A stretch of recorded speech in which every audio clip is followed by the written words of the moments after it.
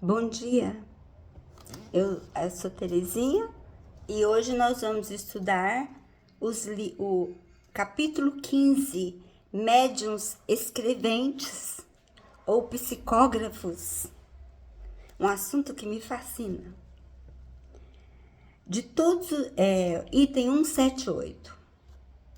De todos os meios de comunicação, a escrita manual é o mais simples, cômodo e principalmente o mais completo.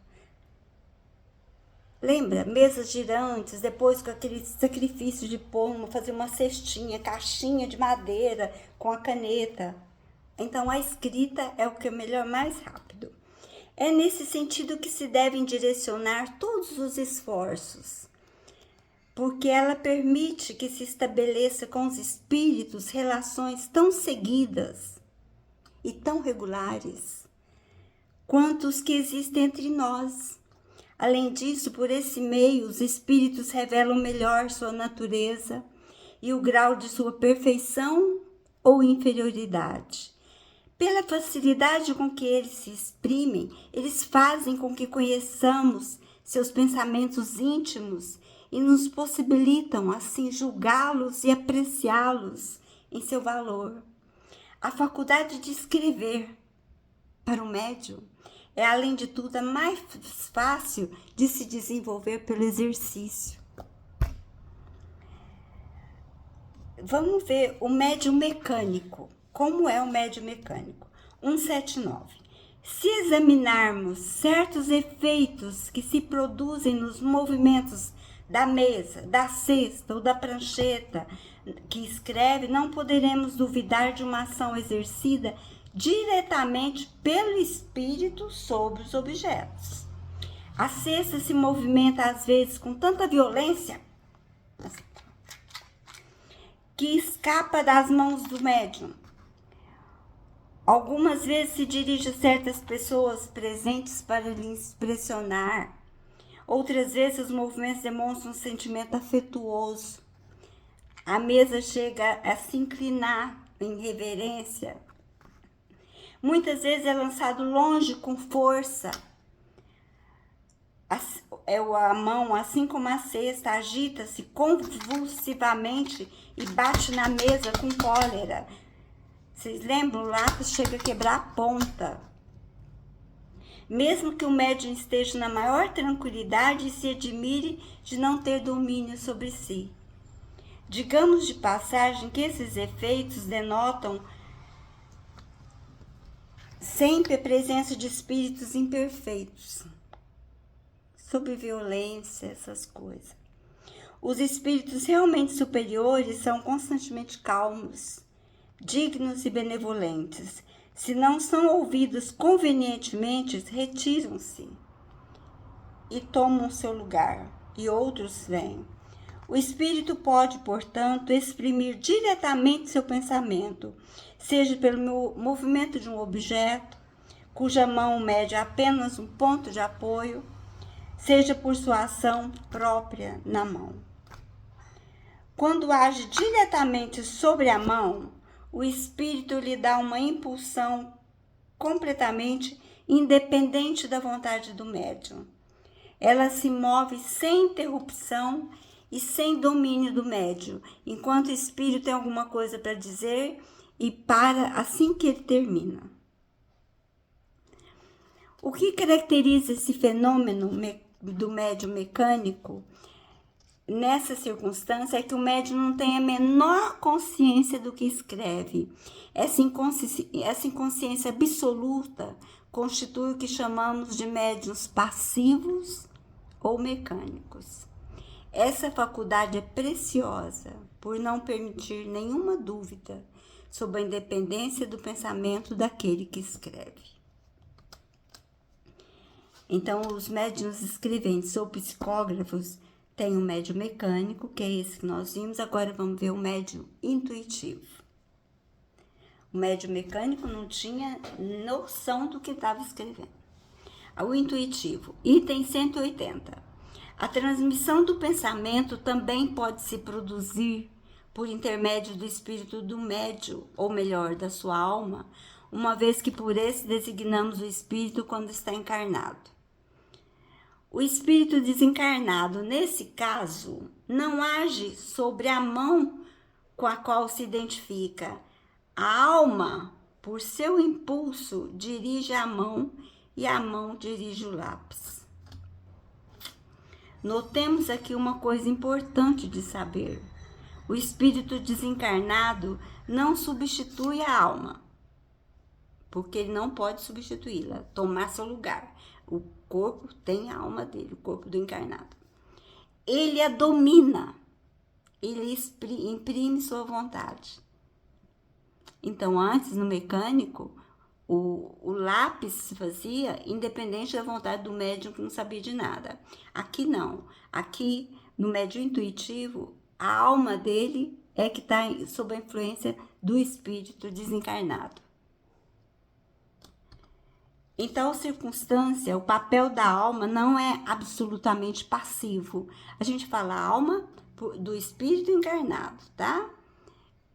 Nesse caso. E quando então, se o espírito está encarnado, a gente diz alma. Desencarnado, fala o espírito.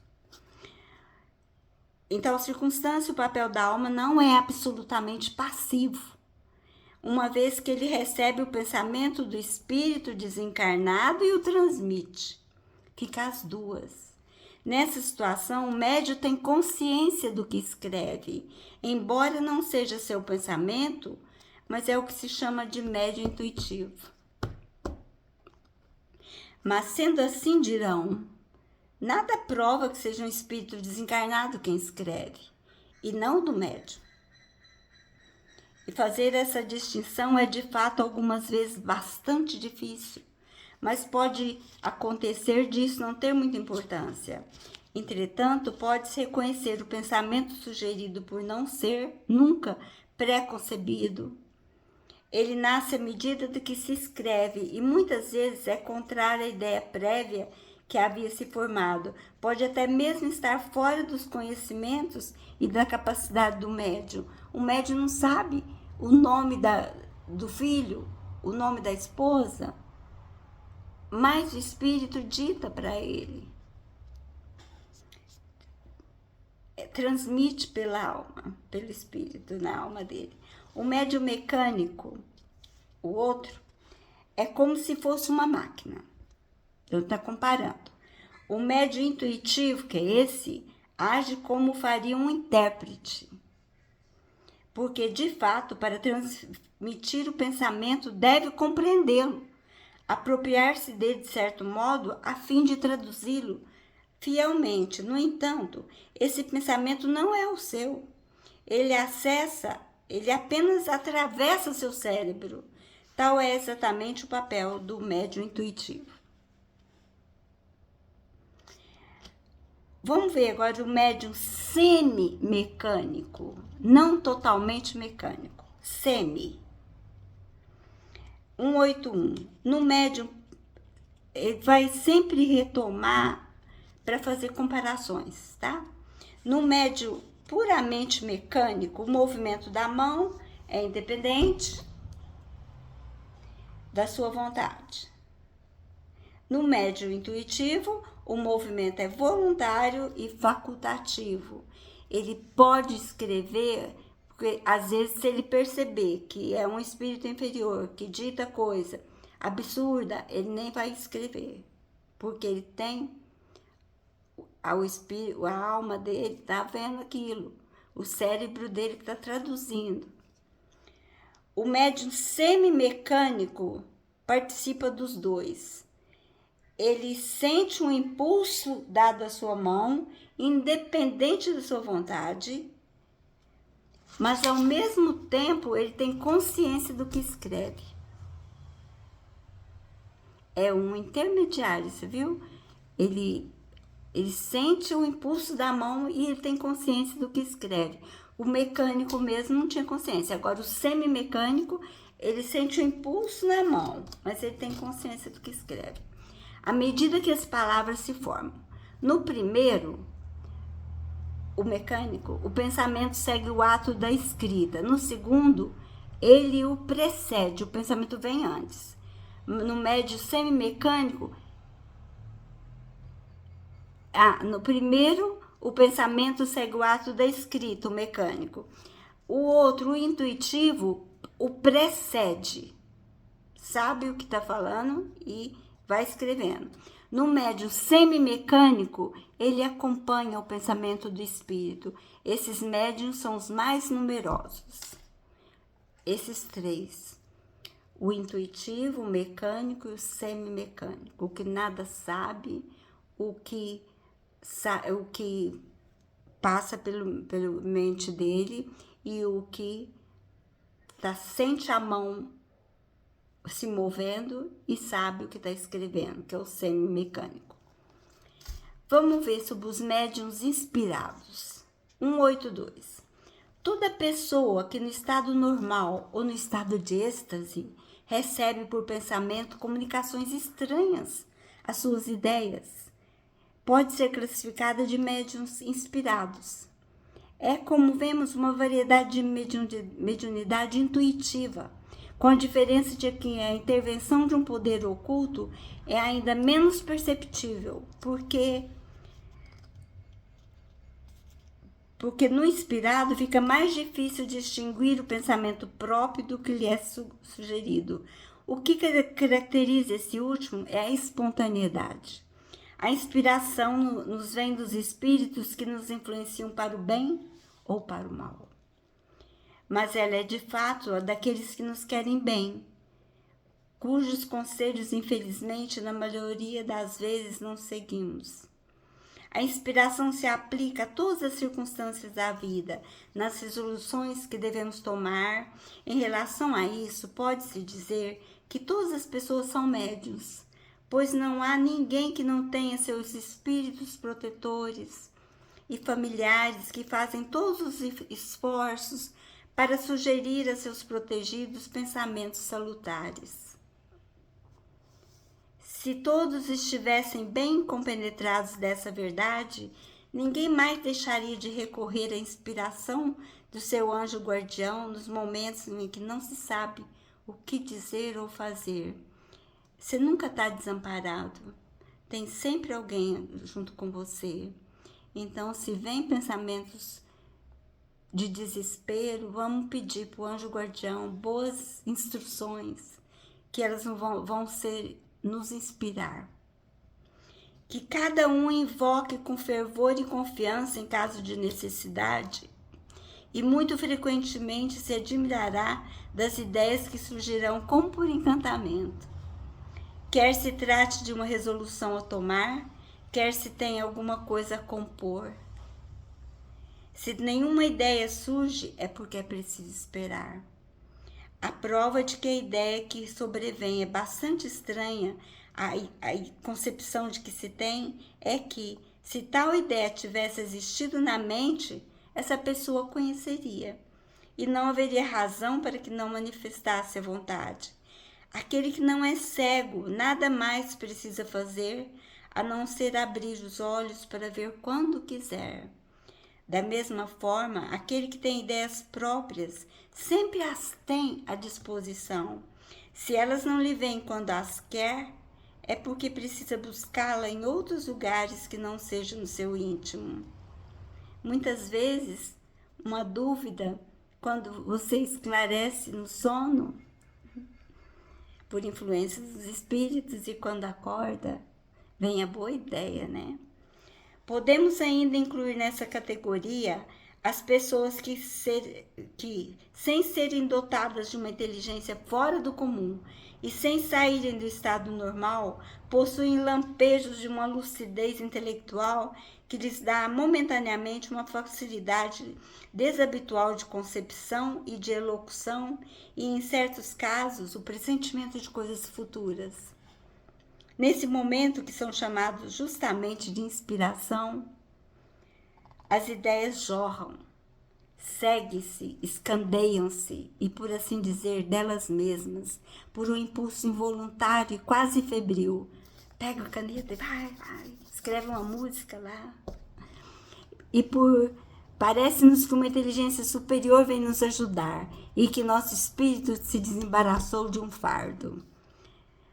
183. Os homens de gênio, artistas, sábios, literatos, são sem dúvida espíritos avançados, capazes de compreender por si mesmos e de conceberem grandes coisas. Acontece que é precisamente pelo fato de os julgarem capazes que os espíritos que querem o cumprimento de certos trabalhos lhes sugerem as ideias necessárias. E é assim que eles são, na maioria das vezes, médiuns sem saberem.